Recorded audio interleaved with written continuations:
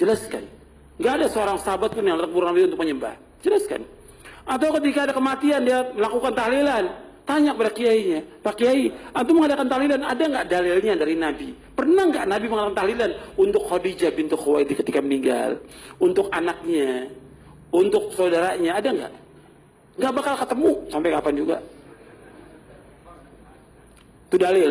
Yang kedua, nggak dapat sahabat ada nggak mengadakan tahlilan untuk Nabi Muhammad SAW ketika meninggal? Yang ketiga, tanya lagi, pernah nggak Imam Syafi'i? Kan mereka nisbatkan Syafi'i, mazhab Syafi'i. Pernah nggak Imam Syafi'i mengadakan tahlilan? Nggak bakal ada di kitabnya, semua kitabnya nggak bakal ada. Berarti dia apa? Dibuat-buat oleh manusia. Makanya bawakan keterangan dalil dan tanya pada dia dalilnya mana. Allah mengirim tahlil pada orang mati.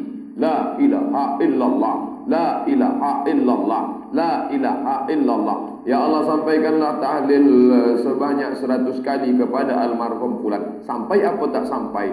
Dalam fi'li, dalam qauli, dalam takriri. Tengok. Nabi ambil pelepah korma, Nabi cucukkan ke makam.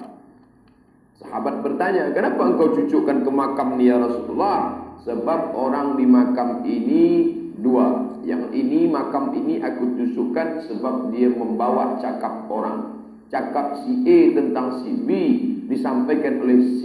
Akhirnya berkelahi si A dengan B gara-gara C. Maka ini orang cucukkan korma. Kerana ia lam yastabri, maaf, kencing tak berbasuh. Maka dia terkena azab kubur. Lalu mengapa engkau cucukkan pelepah korma? La'allallah an yakhaffifa azabahuma ma lam yaibasa. Selama pelepah korma ni basah, pelepah korma pokok-pokok kayu bertasbih, maka ringan.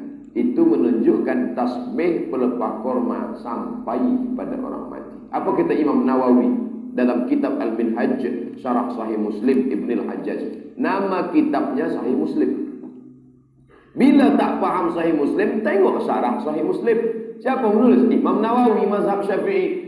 Bila tasbih pelepah korma sampai, apalagi tasbih tahlil orang beriman.